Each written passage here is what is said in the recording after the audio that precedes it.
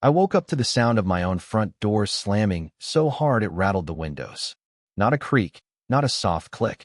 The kind of slam you only hear when someone's been rooting around in your kitchen and honestly doesn't care if you know. And let me tell you, the first thing that hit me wasn't fear, it was déjà vu. Because I'd changed the locks 3 times just that month, I had motion sensors everywhere, security cameras on every angle, and a German shepherd who barks at his own reflection. Yet here I was again, barefoot in my own living room, staring at the shape of a woman in a pink tracksuit bolting out my back door, one of my cereal boxes clutched under her arm like it was Exhibit A in a trial. That's when it really hit me. Karen from the HOA had finally lost the plot. Most people break in for valuables, right? She broke in looking for evidence.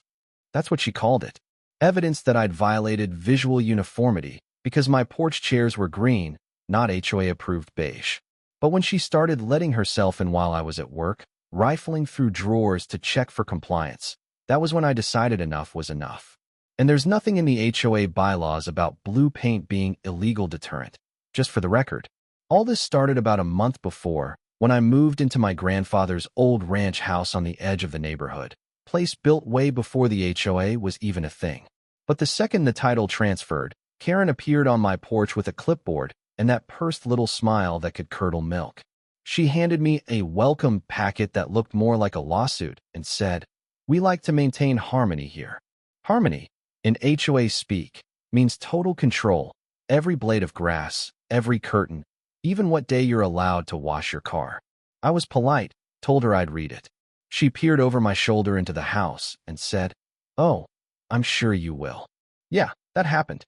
At first, her intrusions were subtle. Footprints by my porch, my gate unlatching itself, the garden hose moved. Then the notes started. Unregistered vehicle. Trash bin placement. Mailbox tilt exceeds standard. Honestly, it would have been hilarious if it wasn't so creepy. One time, I caught her photographing my backyard, and when I called her out, she just smiled and said, "For the record, dear, we just want everyone to follow the rules." I told her, "You're standing on private property." She said, "All association property is subject to oversight." That's when I realized. She thought she was the queen and we were just peasants. So, I installed cameras. Next day, my mailbox is stuffed with printed photos of me installing the cameras. Note on top, unauthorized surveillance devices are prohibited. Yeah, that's when the joke stopped being funny. But the real breaking point, what made me snap, was coming home early one day and finding her in my kitchen, tape measure out, muttering about my window tint being darker than regulation allows. Standing there in my kitchen, in my house, without so much as a knock. I called the cops that night, but they just shrugged. "She's part of your HOA, sir. Technically, she has access for compliance checks." I asked if that included my underwear drawer. The cop didn't even blink. So, I stopped relying on the system. If Karen wanted to play compliance queen, I'd give her something to inspect. I bought 3 gallons of industrial blue marking paint, stuff that sticks around forever. I rigged my gate so that anyone opening it without permission would get soaked head to toe in electric blue. Legal, non-lethal, humiliating. Perfect. The very next morning, while I'm pretending to fix the fence, here comes Karen's white SUV, stopping right by my gate. She's got her clipboard, her phone set to record, and she's muttering about mailbox colors. She reaches for the latch, pauses like a cartoon villain, then pops it, splat. Blue paint everywhere. Her face, her hair, her clipboard, even her phone. She screams, stumbles back, and for a second I almost feel bad, until I remember every night I found my lights switched off or my door half open.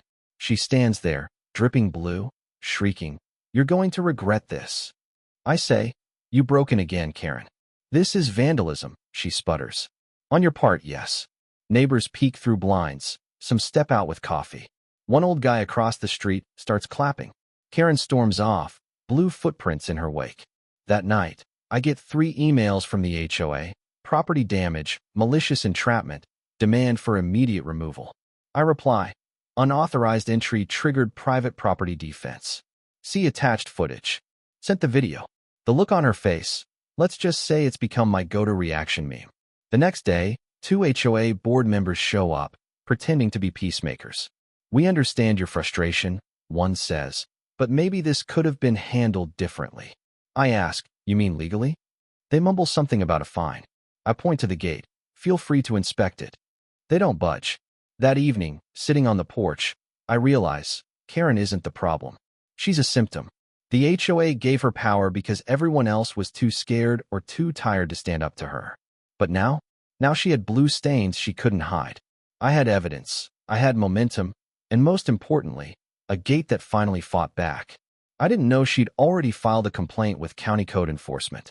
Next morning, I hear the crunch of county trucks in the driveway. Karen's there, blue still streaked through her hair. He booby-trapped his gate. It exploded on me. She wails to the officer, who looks at me like he's deciding whether to laugh or arrest me. I say, she broke in for the 5th time this month. The gate didn't explode, it defended itself. The other officer, younger, more amused, asks, defended itself? I shrug. Karen rants about defying the association. The officer asks to see the mechanism. I show them, they nod. Neat, clean, non-hazardous. Nothing illegal. Karen's jaw hits the sidewalk. What about HOA regulations? She sputters. Ma'am, we don't enforce HOA rules. You could hear a pin drop. But you know, Karen doesn't lose, she reloads. By afternoon, I get an email, emergency community meeting, that evening. I show up, calm, flash drive in hand. The clubhouse is packed. The HOA president, Dennis, starts with serious safety breach. I raise my hand. You mean the one caused by repeated trespassing? Karen shrieks about humiliation, about setting a trap. I say, then maybe don't break into homes to measure window tint. Laughter. I play the footage. Karen, gate, blue paint, shriek. The room erupts. Some gasp, some laugh so hard they nearly fall over. Dennis tries to keep order. Karen storms out, slamming the door so hard the blinds rattle. Outside, I find a new violation notice on my windshield. Non-standard paint color visible from public road. In the margin, you'll regret this. Yeah, subtle. Over the next week, weird stuff starts happening.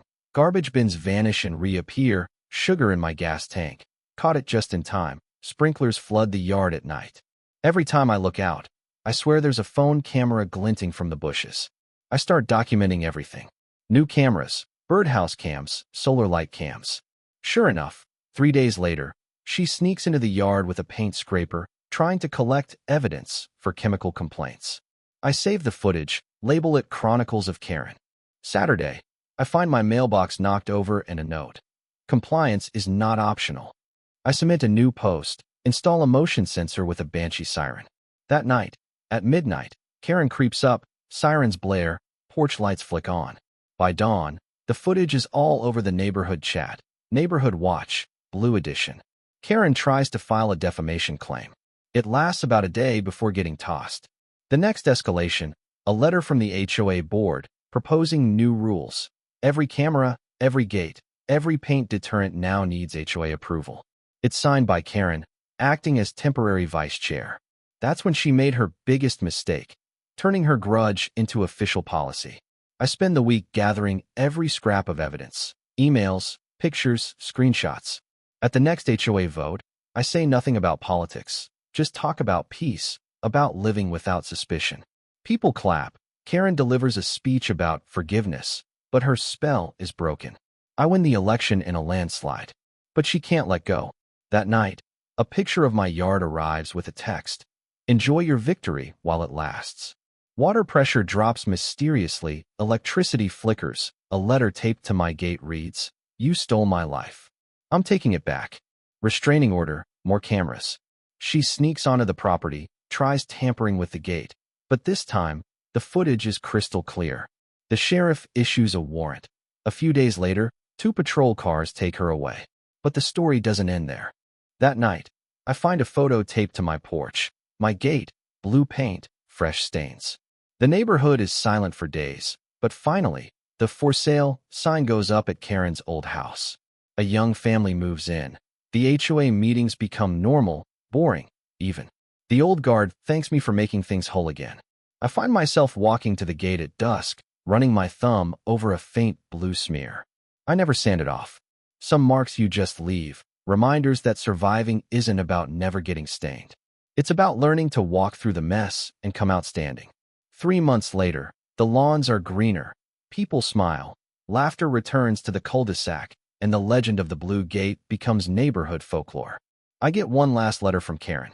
She writes she's getting help, learning about boundaries, hoping I left the blue paint where it belongs. I tuck the letter away beside the old violation notice, a private reminder that even the nastiest storms pass, and sometimes, if you're lucky, the sun comes back out. So yeah, if you've ever dealt with someone like that, someone who made you feel like your own house wasn't yours, here's what I'll say. Don't let them take more space in your head than they've already claimed on your porch. And if you've ever fought your own version of this battle, tell me in the comments. Where do you draw the line between standing your ground and becoming part of the problem? Because in the end, every neighborhood has a Karen. It's what you do when she shows up at your gate that tells the real story.